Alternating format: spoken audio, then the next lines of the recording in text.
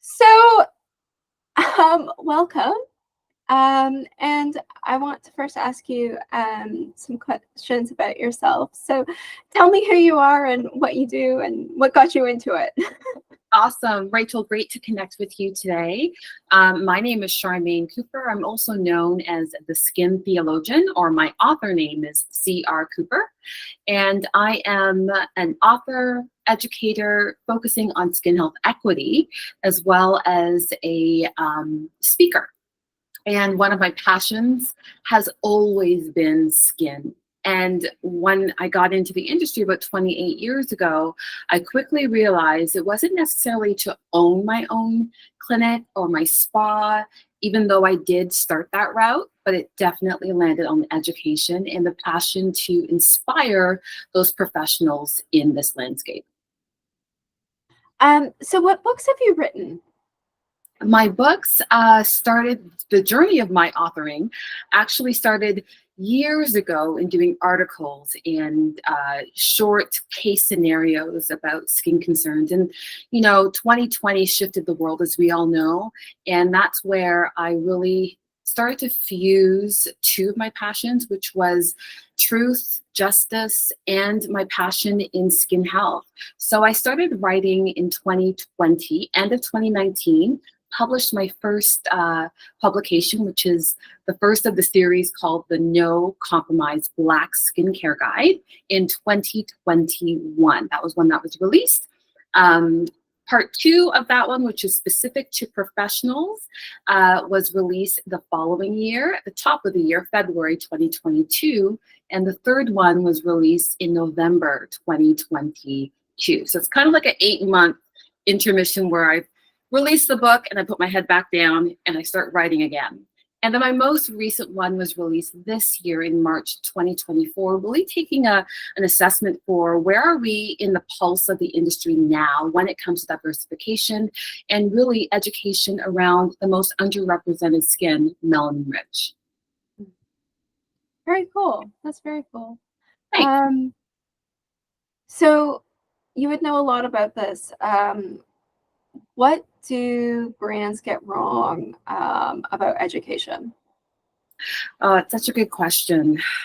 I think it's fair to say before I jump into what they may get wrong, I have worked with many brands over my tenure in the industry, almost 30 years now, and a lot of brands have gotten it right. So I've had the pleasure of working with some that phenomenal. They're always committed to growth and committed to improvement. So they've gotten a lot of things right. But the things I have noticed along the way that aren't quite kosher or where they need to be is definitely going in with a very tunnel focused view to their formulation, to how they want to reach out to the consumer, how they want to engage with the consumer. And often at times brands need to go through professionals in order to effectively get to the consumer.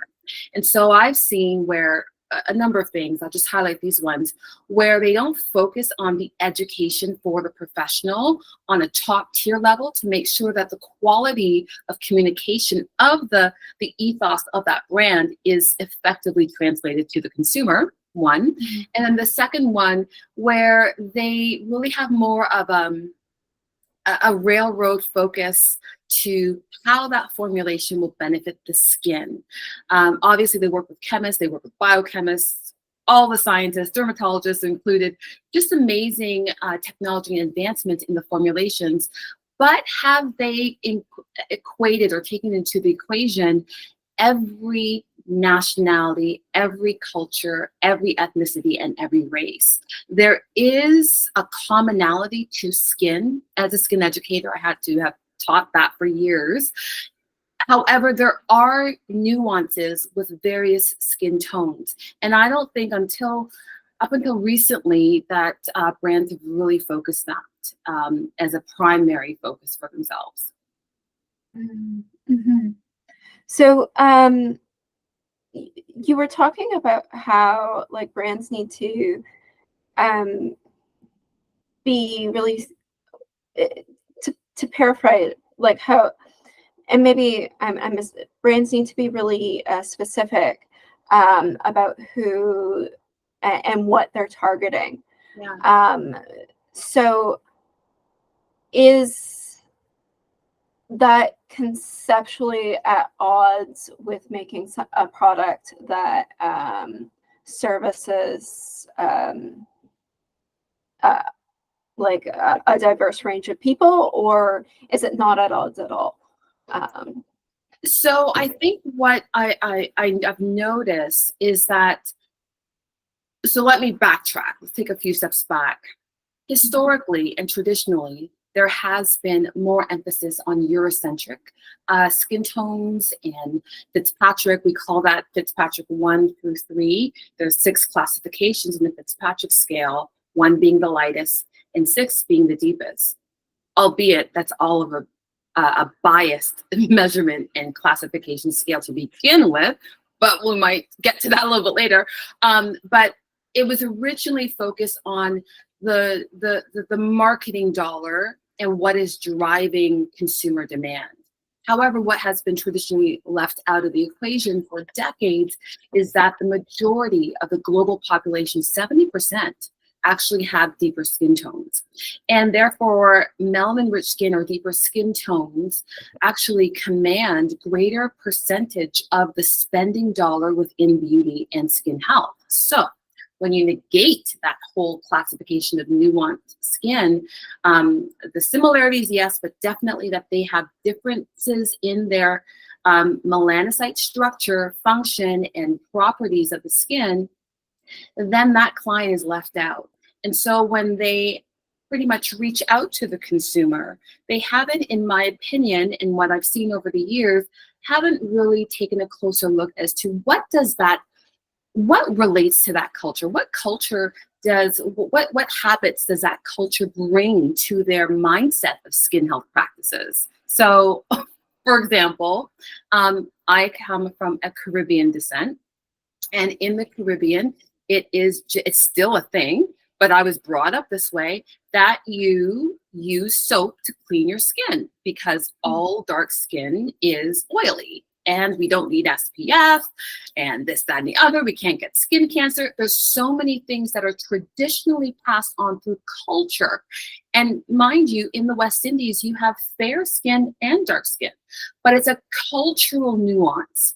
And so when you come into a particular brand and how they want to touch the globalized consumer, they may not take into consideration with empathy or how to be able to empathize with that client. Okay, you really believe in using that soap. You really believe in using that, I'm not going to say a brand, but that stripping alcohol, because that's how you were raised. That's how your mother was raised. And that's how her mother was raised. So I'm going to go ahead and just give you a nice little slap on the wrist and tell you, you know what? You shouldn't be using that. But that raises up a barrier in cultural communication where that end consumer inevitably, maybe not even consciously, but inevitably feels, we can't relate. I don't really trust you. I don't trust this brand because you're not hearing my narrative. You're not hearing where I come from. And this has been passed on for years. So we can apply that to so many different cultures, but that's what I mean by having more of a narrow-mindedness. You should love this ingredient. You should love this formula. You should love this 3-step routine. And there's nothing else outside of that kind of thing. Does that kind of clarify a little bit more? Yeah, I think that's good.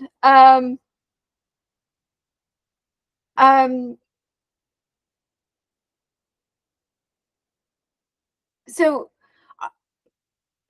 there's a few questions that sort of come out of that actually for me. So you were saying that the Fitzpatrick scale is problematic. Do you mind explaining to me what the problem is with it? I would love to. I actually wrote about it in my first 2 books. Dr. Fitzpatrick, most of these classification scales are named and, after the researcher or the dermatologist, the scientist behind the discovery. And he created the Fitzpatrick scale based out of an Australian assessment of how skin responds to insult, in this case, thermal insult or UV radiation insult. Because the closest to the equator, as you know, the sun is hot. I've been to Australia. the sun feels different than it does anywhere else. I can definitely tell you that. Even different than the Caribbean for me. It feels different. So Dr. Fitzpatrick really created the foundation in 1974 with 3 classification measurements. That's 1, 2, and 3. That's all within the Caucasian realm. Okay, that is the premise, the foundation, the underpinning commencement of the Fitzpatrick scale. So then they added in, I think it was 1 or 2 years later, they added Fitzpatrick 4, which is still quite medium tone. And not until years later did they extend that 5 and 6. And if you actually break this down, Rachel, it's hard to say that every human being falls under 6 categories. Within Fitzpatrick 1, there are ranges. Within Fitzpatrick 2, there are different variances and shades. Within Fitzpatrick 6, there are various shades, even deeper. And so a lot of companies and a lot of researchers and authors and experts in the field like myself, we can't help but understand that the foundation was biased. I don't ever advocate to throw out the baby with the bathwater. It is absolutely essential. Fitzpatrick scale was one of the very first classification scales to help to govern how we can support clients in the medical skin health industry and, matching skin tones and whatnot with colors. However, it's not to hang everything on that Fitzpatrick scale. You need to include other classification scales like Dr. Lancer, which looks at ethnicity and background. For instance, I had mentioned earlier, in the Caribbean, you have fair skin. In the Caribbean, you have Caucasian descendants that are brought up in the Caribbean. So, and there's so much mixture, and it's a beautiful tapestry of humanity around the world that we cannot peg every human being into 6 classifications. So we need to look at the age classification. There's Dr. Roberts, there's Dr. Glogal, there's how we age, intrinsic versus extrinsic, and of course, Dr. Lancer. So I like to include all of these when I'm assessing and when I educate professionals to assess their clients and their consumers. But Fitzpatrick alone is insufficient. And we have seen that especially in the years recently past since 2020.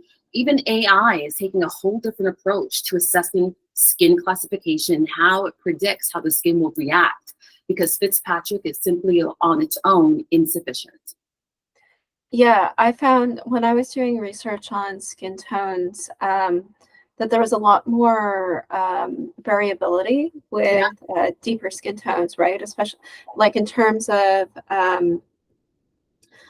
like the undertone and the overtone. Like it was sort of like this big expansive space that I found it really difficult to get a lot of data for, just because like people with very dark skin are such a minority where I live, even though I'm in the most multicultural city in the world. Come on, exactly, right? Yeah.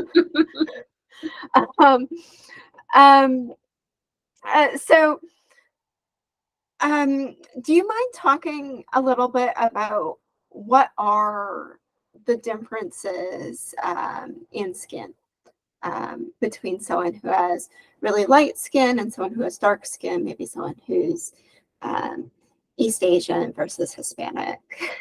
Just sort of give us a general overview if you can. Absolutely, happy to do so. It's something that I do on a regular basis whenever I am conducting a training. I think it's really important to identify what unifies us all together as humans first.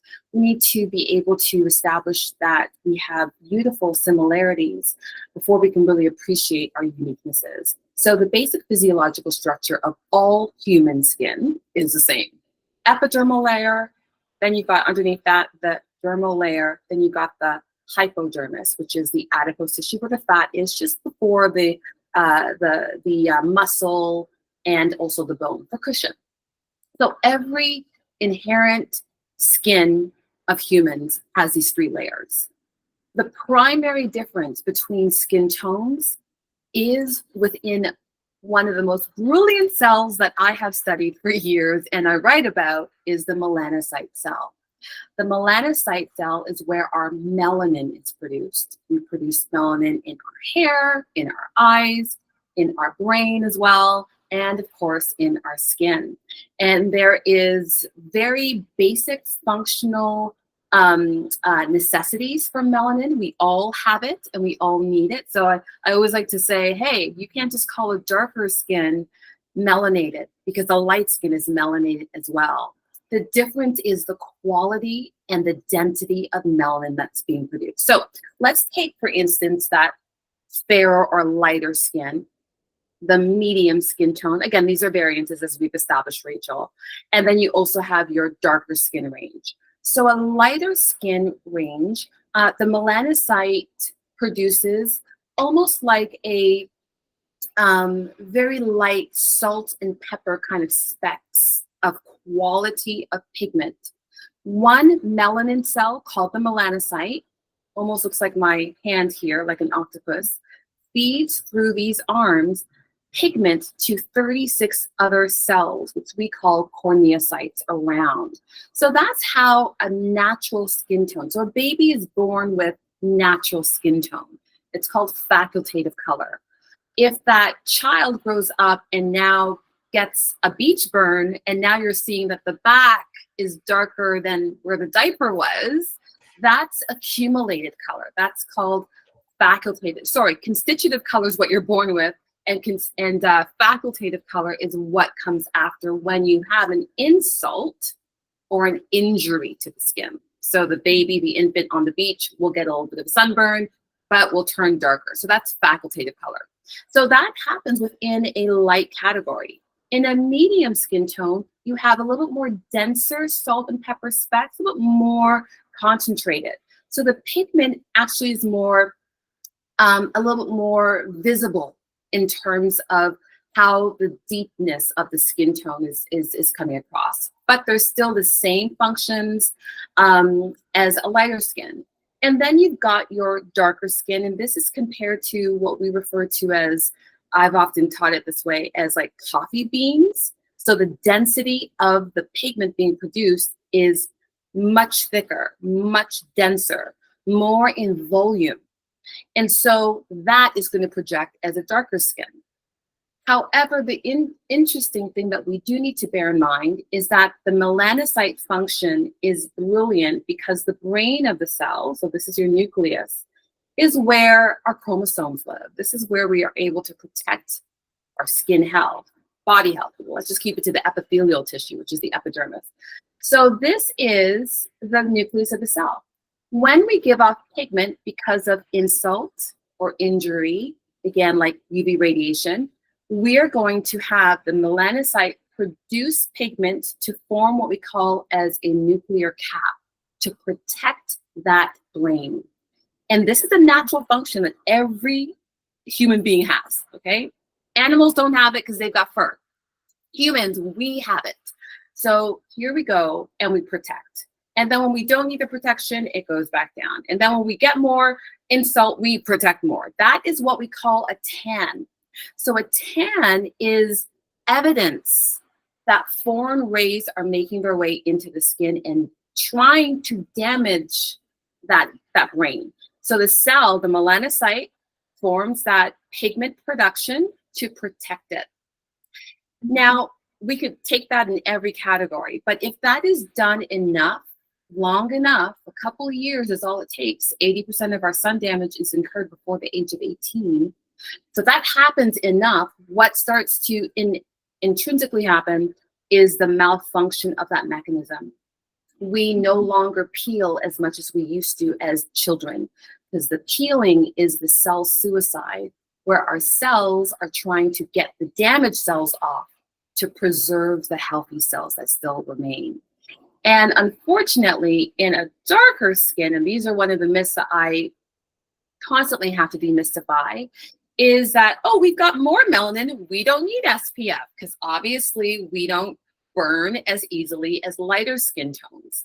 However, that mechanism also gets damaged. And eventually we start to see, seemingly overnight, the evidence of the first 20 years of our lives, that damage showing up in our 20s, 30s, 40s, 50s, and 60s. And in a darker skin, we can often see white spots, which is evidence of dead melanocyte cells. Why are they dead? Because that mechanism had no help. And after a while, it was so morphed and destroyed that now it could potentially grow not only benign growths, but sometimes some malignant growths as well.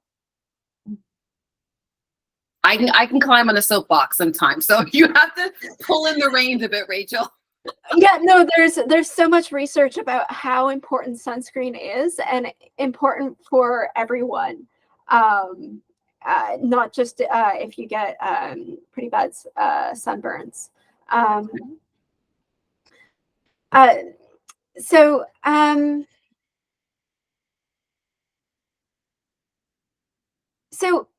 I guess sort of circling back to some questions, like can you give some maybe positive and negative examples of what brands have done to be more inclusive?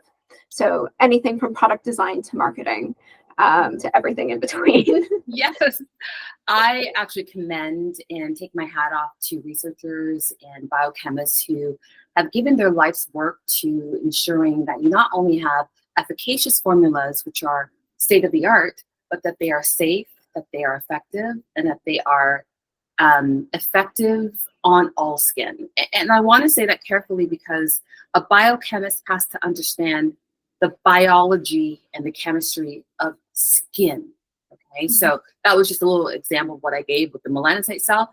But bearing in mind, brands who work with top tier research universities, dermatology labs, and whatnot, they are coming with this to develop a formula. And this is where the brands that invest in that research, that invest in the formulation quality, because not all ingredients are created equally, and who invest in being able to communicate that to the middleman, which is the professional or the beauty retailer, the beauty talent, or the skin professional, they're going to see a yielded ROI on that.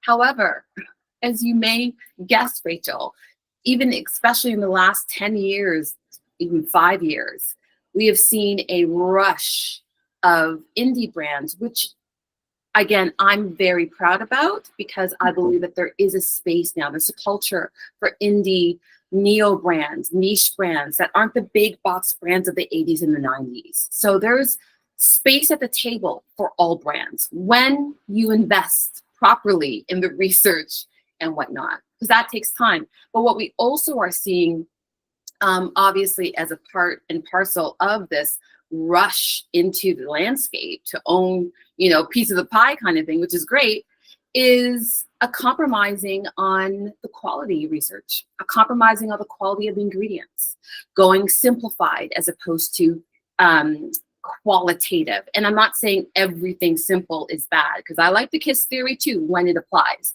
But when it comes to the end consumer using it and the professional using it, I believe in the ethics of a professional brand that you need to have invested in safety and efficacy at the same quality. Not just efficacy and then risking this kind of skin not responding well, but you need to balance out the safety as well. Not just safety and it hardly does anything. Clients are paying for results. Clients want results. So I commend the brands that really champion that, and not only for inclusivity, but for sustainability, economic sustainability, natural sustainability, and just taking all of those elements and those arteries into account. Yes, it takes time. And yes, it takes investment.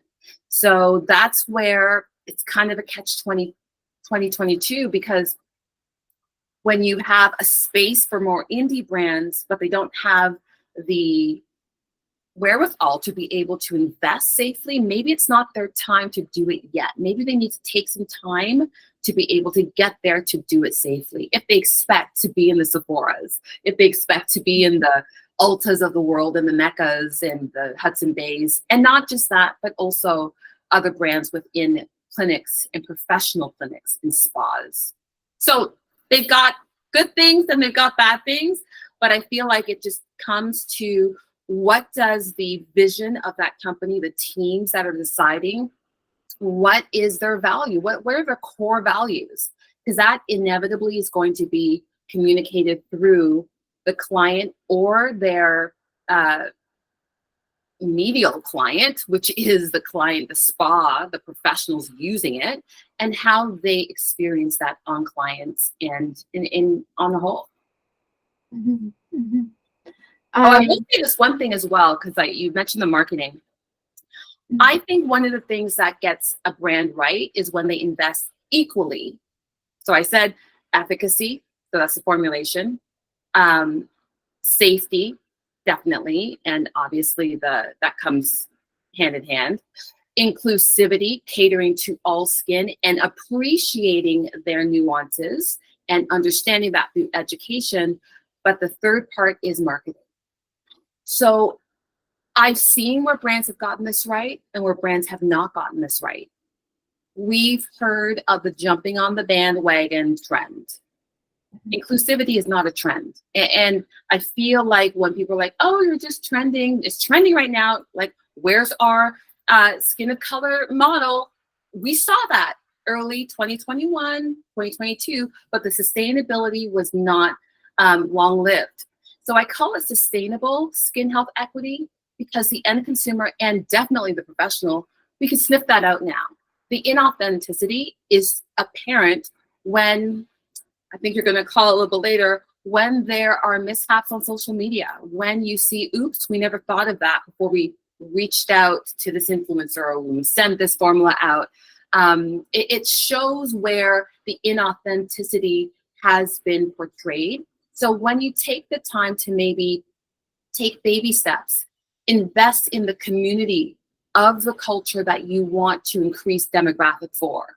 Spend time in hiring the right people to not only reflect on the ground, touching clients, and this is something I'm very passionate about, but at the decision-making level. So I'm talking C-suite executives. I'm talking a reflection of who you want that demographic to be in your leadership, around the table, around the science. You've got to invest in dermatologists. For instance, only 4% of North American dermatologists are skin of color themselves. So there's a whole movement and a whole chasm that still needs to be filled. And that is to translate true authenticity, not just let's hire a marketing manager, get some vibrant colors reflected in our models.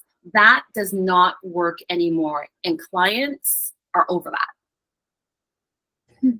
Yeah, that's cool.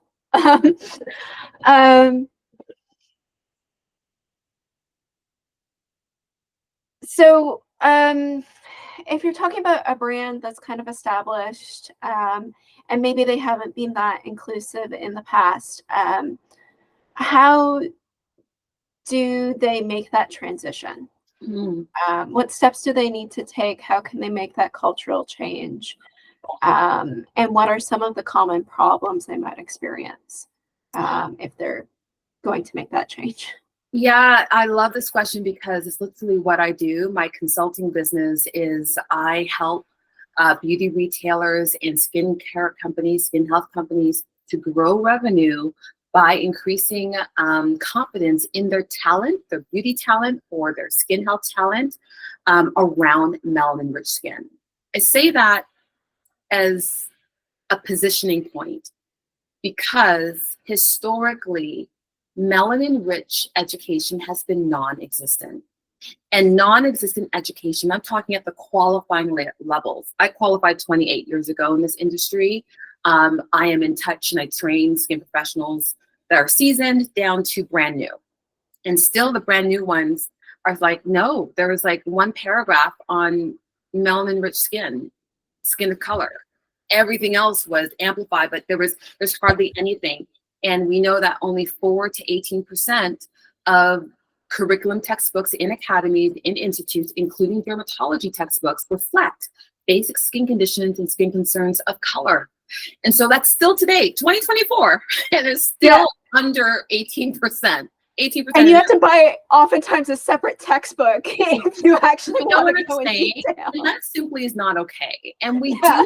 do see that changing, but the rate at which it needs to change, Rachel, is so slow. It's so slow compared to, let's go back to the niche brands, the surge of indie brands that are catering to melanin-rich skin and big box brands that are tweaking their messaging for melanin-rich skin. So we're seeing a surge of that because they don't want to slap on the wrist. However, the education is still down here.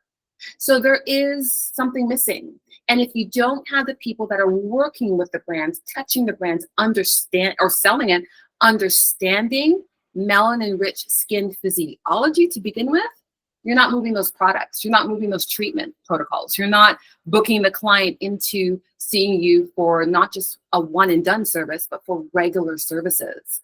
And so I really believe that that is something that we need to look at a little bit more, if that makes sense.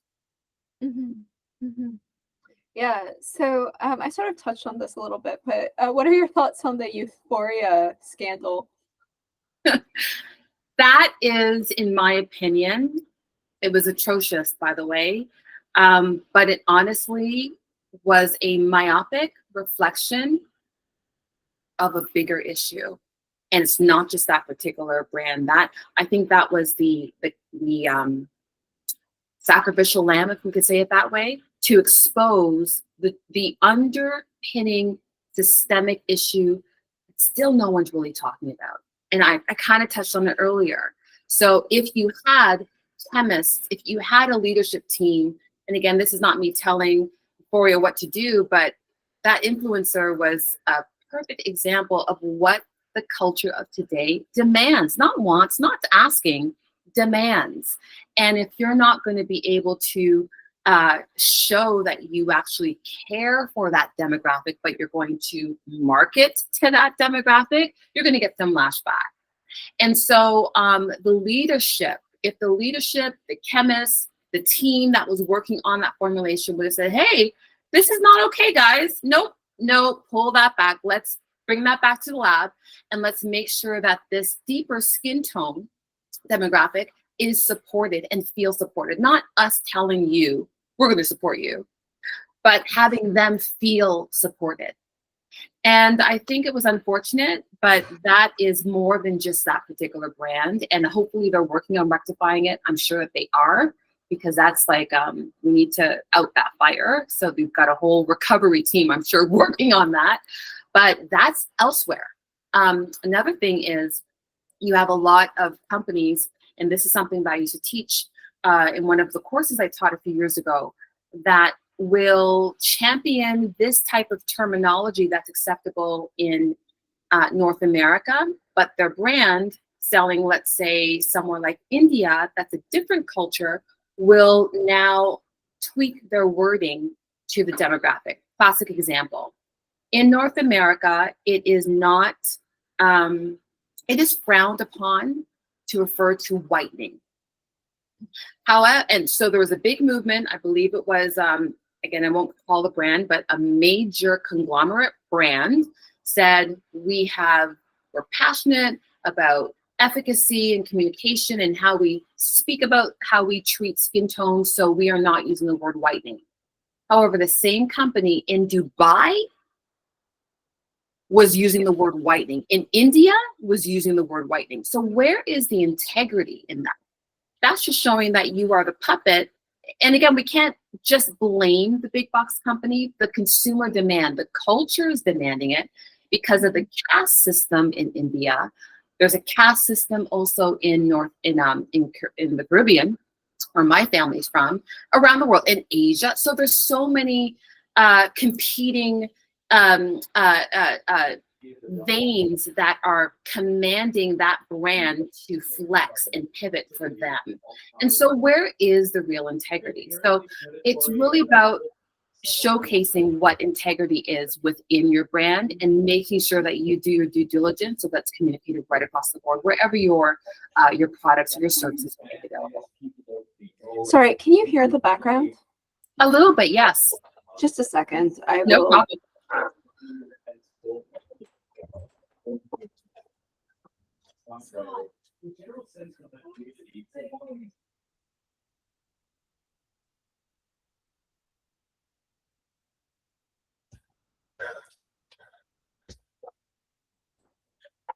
I am. These are backwards.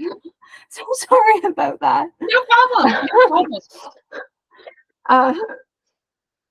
Um.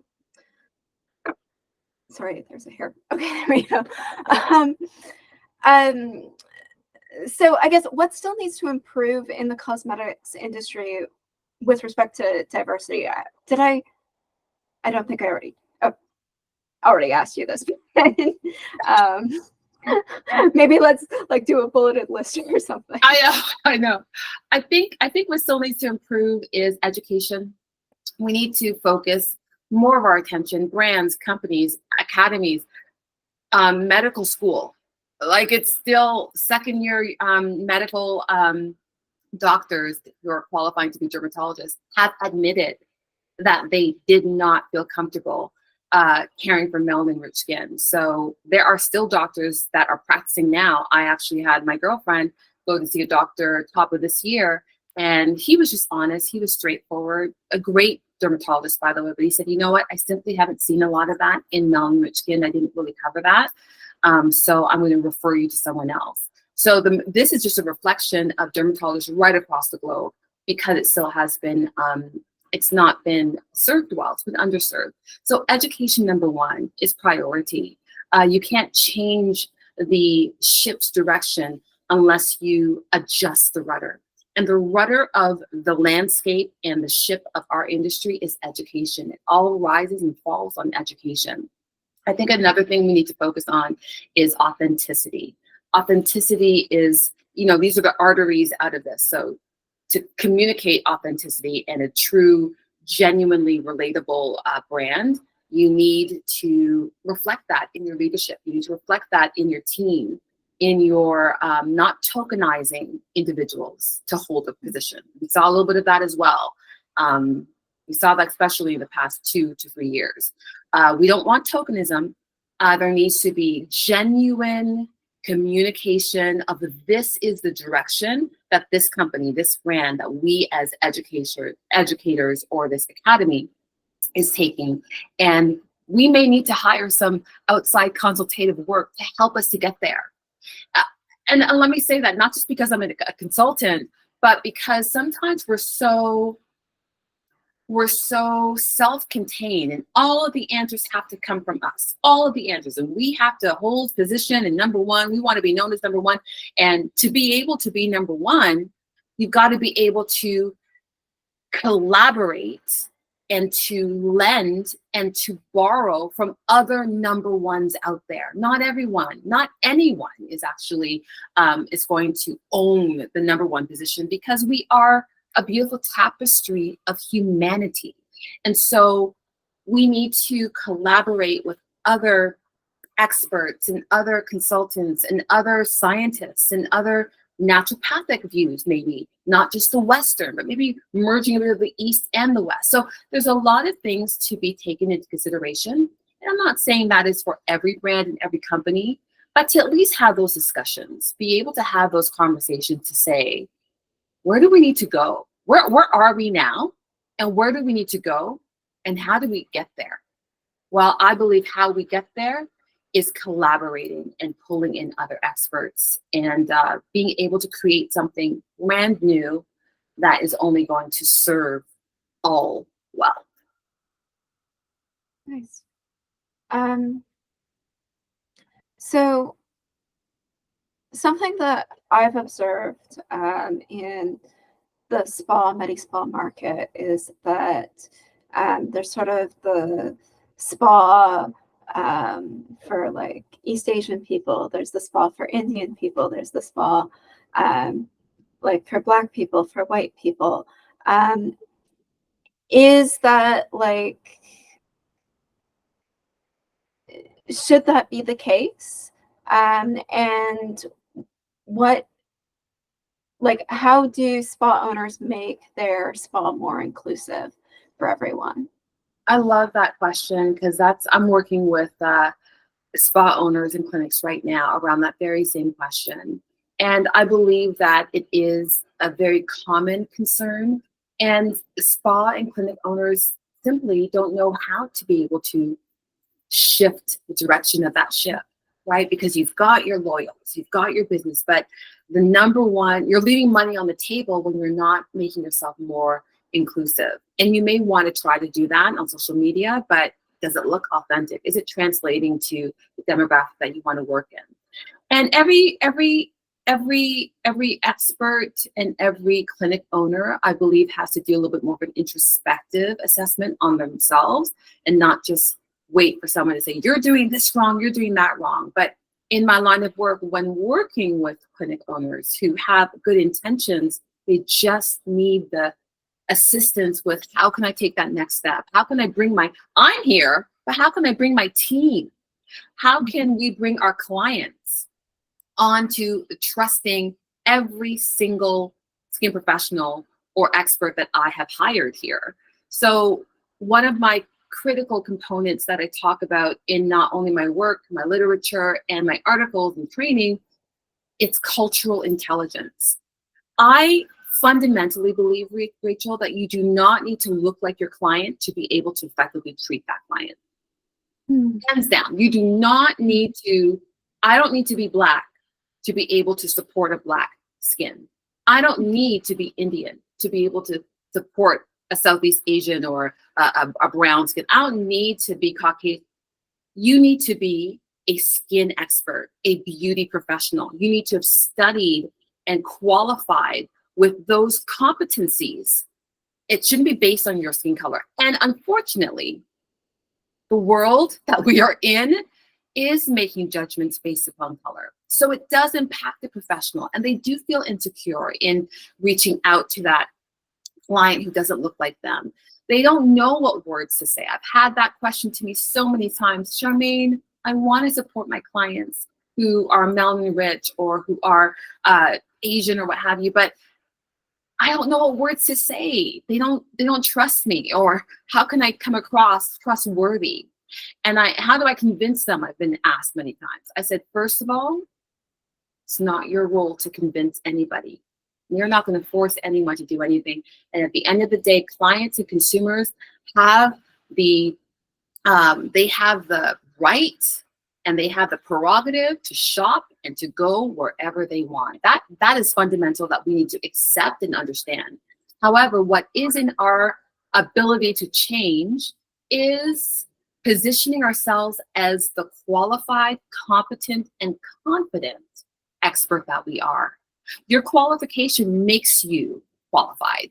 Your competency is what gives you the accessibility to be able to support them. However, what is also present, Rachel, is a lot of skin professionals and beauty experts don't continue their education, don't continue to grow in confidence, aren't going to conventions and trade shows, aren't reading up on books and resources and articles, aren't signing up for courses and taking, do you know what I mean? So it impacts our confidence. And it's like, okay, I'm doing well with this demographic. I'm just going to stay in my comfort zone because that's what I know. And they don't grow. And that therein lies the frustration that spa owners experience. I want my team to be able to be confident, but they're not. They say they're taking the courses, but they're not really engaged. How can I communicate to my demographic that's been untapped that our team can support them?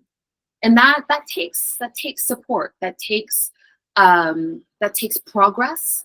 It's not a overnight waving of the wand. It takes intention. It takes strategy, and it does take oftentimes what I do, working together to be able to assess that and to be able to not beat anyone over the head with how insufficient and substandard they are, but to commend them on where they are at already. And let's add to that. 28 years in, I'm still learning because I have to. There is a world of companies, professionals, consumers, and clients that deserve our continual competency.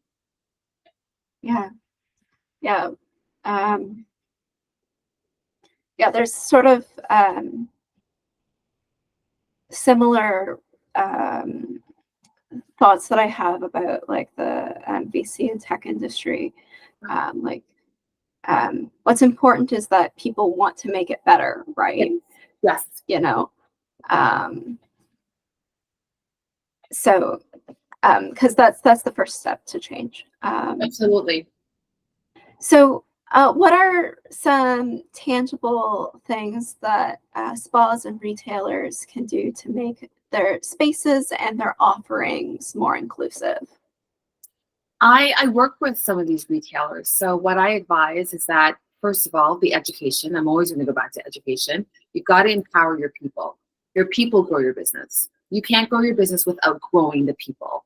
And if the staff morale, the talent morale, the team morale is down, they feel inadequate, they don't feel confident, they feel defeated when the client doesn't turn into a sale or what have you, or they're not supported, that's where you're going to be stumping yourself in the toe, because build the people build the business. There's a culture that we create. And a lot of brands that I work with right now, I'm so impressed because they pride themselves on creating a diverse culture, creating a space where everyone feels empowered, not just welcome.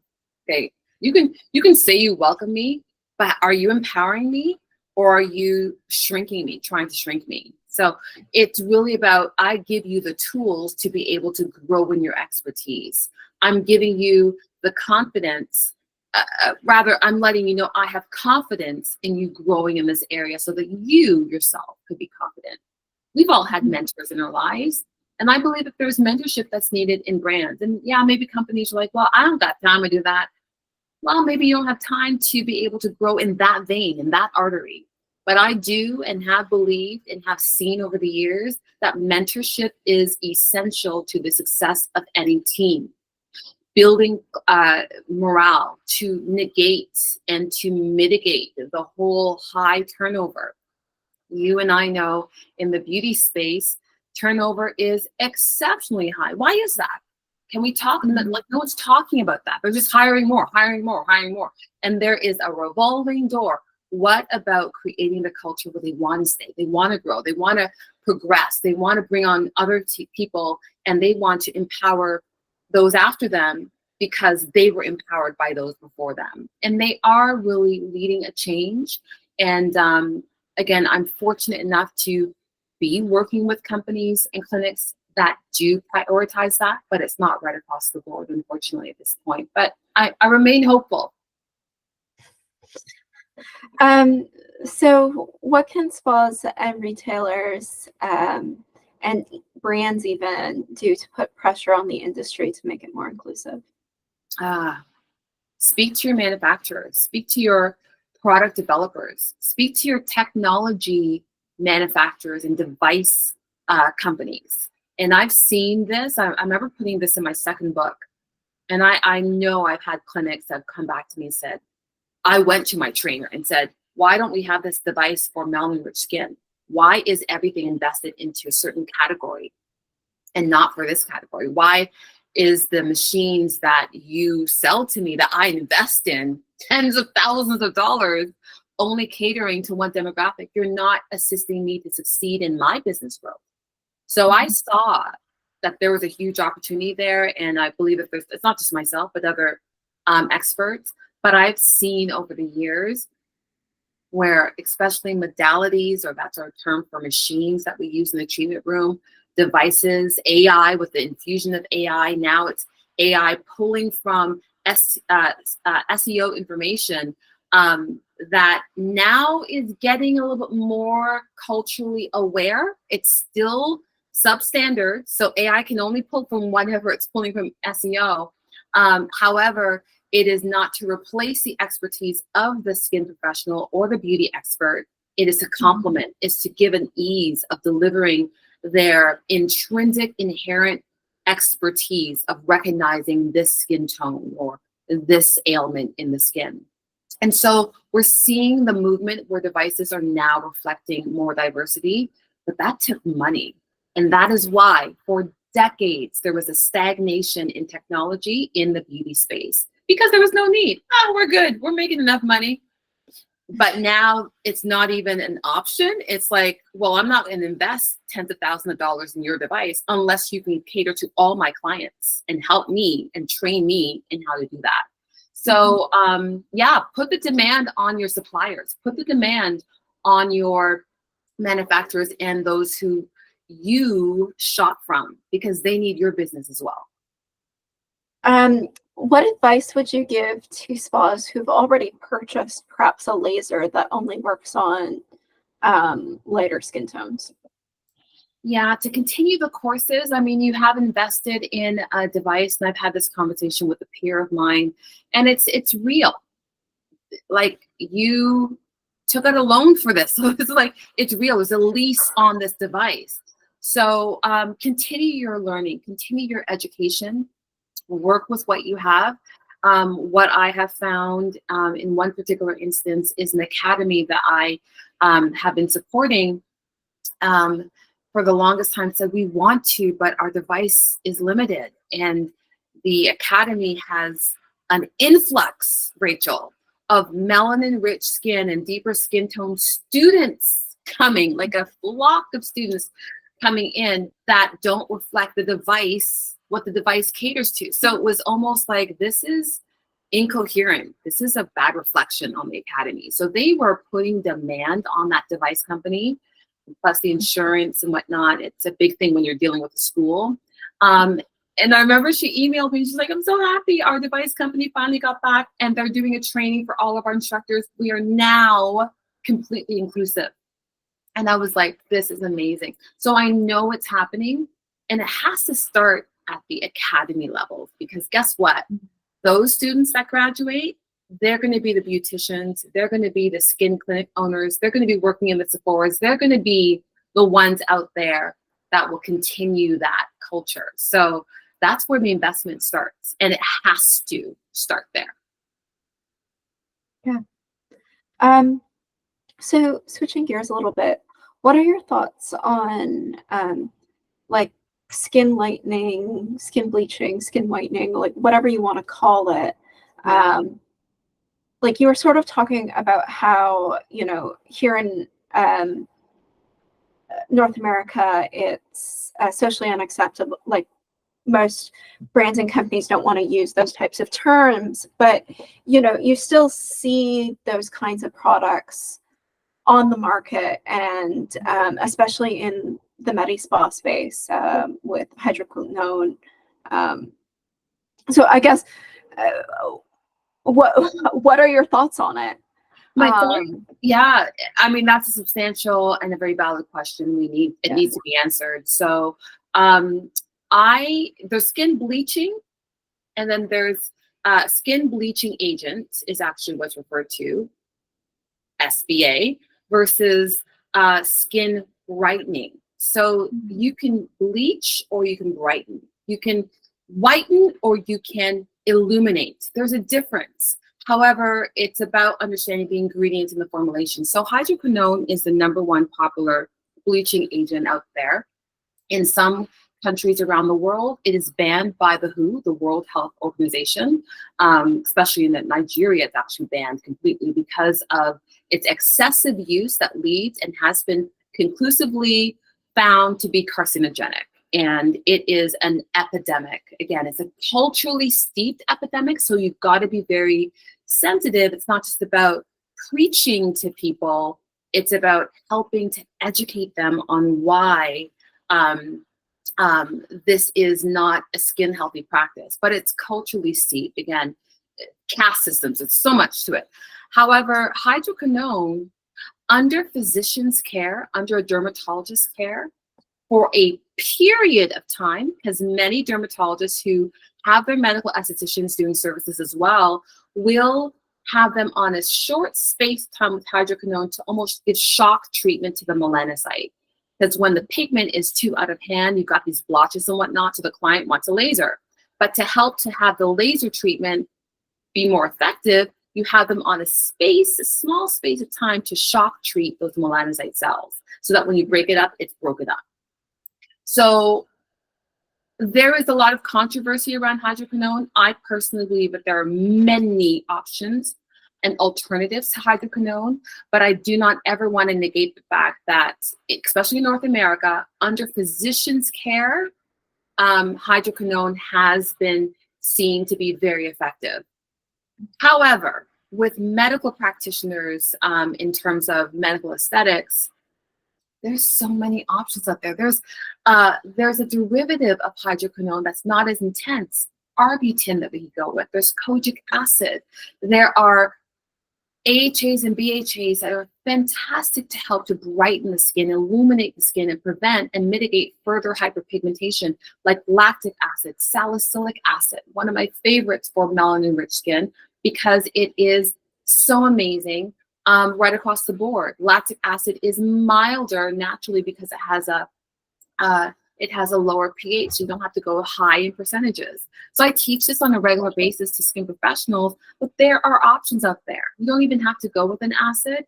You could go with non-acid brightening agent. You can go with niacinamide, which we know is like a hero ingredient right now, but it's like your go-to for everything.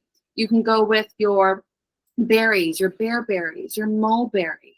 You've got your vitamin C's. There's so many ingredients that when the understanding is there on how the formulation supports the delivery of that active ingredient to the skin and the efficacy that it has on the skin, you're good.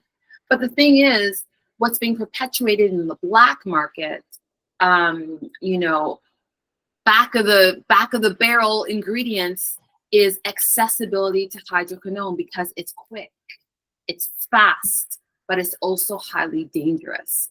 If you and I went online right now, Rachel, and just typed in bleaching cream, we could get one shipped to us through Amazon the next day.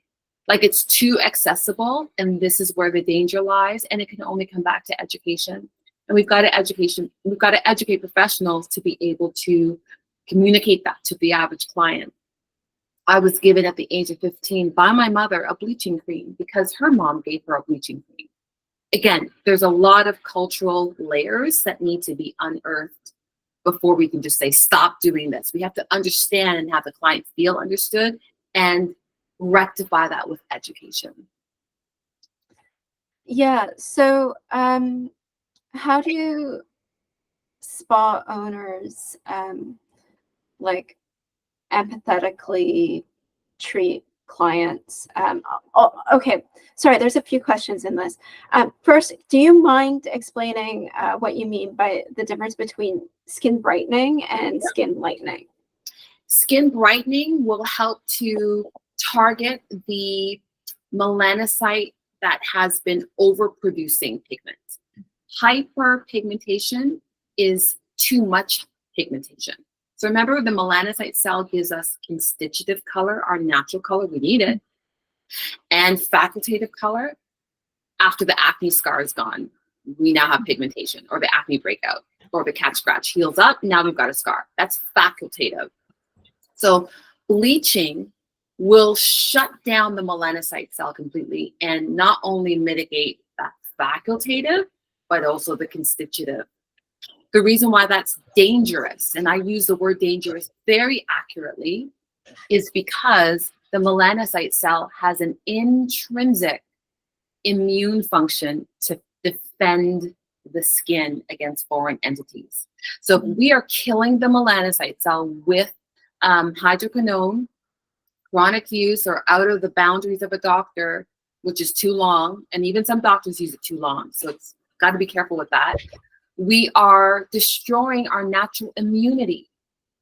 We have had, and again, I won't call him here, but I think we all know a major superstar, a major pop star that used, that lightened his skin completely. And back in the day when nobody was wearing masks, because now it's a thing, but he had to wear a mask, he had to wear hats, he had to wear gloves. He couldn't expose himself in daylight because his immune function of the skin was completely stripped. He depigmentized his entire body to address vitiligo, which is a common thing.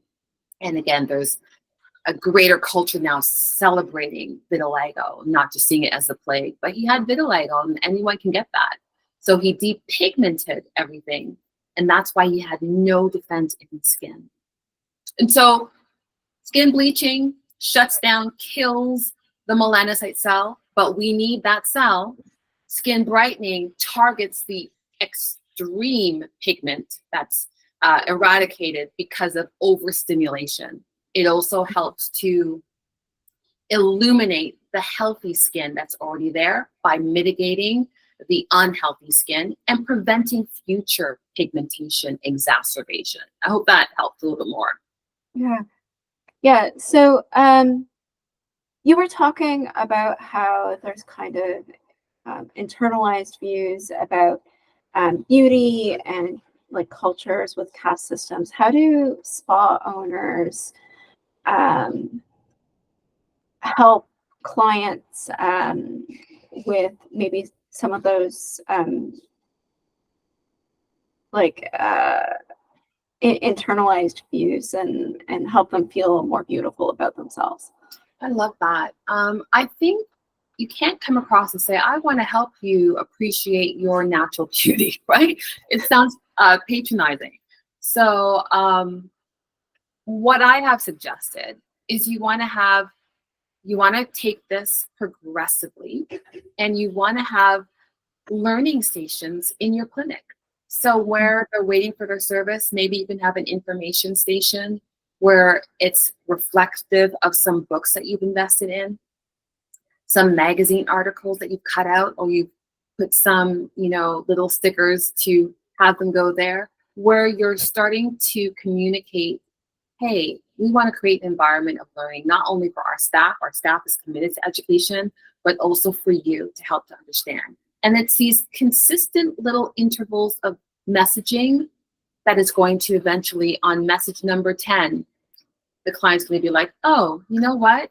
I think I'm okay to go with your skin therapist that doesn't look like me, or to try that new treatment because of the education I've seen and on your social media, your website covers it, your education, you're even having educational little signs even in our lobby area, little things like that communicate, and just obviously being empathetic and authentic, because people can feel when there's inauthenticity in the room.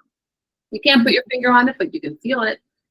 And so I think it's a progressive thing, and spa owners, clinic owners, they can get there, but it will take a team, will take a tribe, right? And it will come in sometimes waves, but if you're consistent and intentional, it'll pay off. I've seen it. It'll definitely pay off. Cool. So what role does technology play in creating a more equitable future? I think it does definitely play a role. I think I mentioned it earlier on concerning AI and tech devices and really putting demands on these companies. It's essential. It will never replace human intellect, and it will never replace human expertise. That is something that connection. Absolutely, no one can replace the connection that humans give. It's the primary method of communication, touch. And a device, AI, nothing can replace that. That's the beauty of our industry. We are in the business of touch. And I think that technology is very important, but we don't have to fear it. We don't have to shun it. We're going to use it to enhance our expertise and our humanity to be able to connect with other humans. Yeah. And how should technology companies address diversity and inclusion? I think they need to invest in education. Again, I know I'm sounding like a broken record, but I'm like your poster child for education. I'm an educator naturally. So they need to invest in education in their consultants that are repping these devices. Also, they need to invest in education for their clinics that they are servicing and providing these devices for. And I'm not just talking, and I've checked in with clinics asking them, don't your device companies, don't they hold regular educational sessions with you? Yes, they do, but it's coming in to check on this, it's little things, it's nothing in depth, because the consultants or the trainers don't have the wherewithal themselves. So these companies, I really, really strongly believe this passionately, need to invest in their consultants that are representing the devices to clinics, to spas, to retail stores out there, because that's the middleman. That is the gatekeeper. That's the gateway connector to the end consumer. And at the end of the day, that's what all companies want, to support the end consumer, the end client. But if you're not empowering your people, they're not going to be translating that message correctly. Invest in the research, invest in the diversity, but invest that in your people first. Coming full circle. Invest in the people will build your business. And your people should be reflective of the demographic that you claim to be able to support. Because if you don't have a demographic reflecting that, yeah, this device works, this device is fantastic for all skin, I'm a testament to that, there's a lot being said without words being said. So that's what I mean by, we could go so many different ways, but that's what I mean by investing in your people. Cool. Do you have any closing remarks, anything that you want to say? Oh, it's been a great interview. I've said a lot. Your questions have been amazing, which kind of really brought out an oasis for me. But I want to encourage those to stay on the path of passion, because this industry will come into hurdles, and we will approach these hurdles, but there's always a workaround. If you still yourself, quiet yourself, your team, how the company's been functioning or the clinic, and say, you know what is best at this time and space? Where are we at? What are we able to do? And where do we want to go? And your passion is what brings you and navigates you through all those turns and little curves along that path. But at the end of the day, it is supporting clientele. Let me just take the word clientele out of that. At the end of the day, it's supporting other humans. Never dehumanize our space. And I think many times we get into, well, we got to be doing this and we got to be doing that. We're very robotic, and we dehumanize ourselves. We dehumanize the people we're serving. Passion is what keeps the humanity in it. And I always love to say, lead with humanity. Let everything else fall into place. But even if you need to learn more and grow more and you don't have all the education yet, when you lead with humanity, you connect with people, and they trust, we trust who we connect with. So those are my closing thoughts. That's lovely. Thank you so much for doing this with me. I really appreciate your time. You're welcome, Rachel. My pleasure. And thank you for your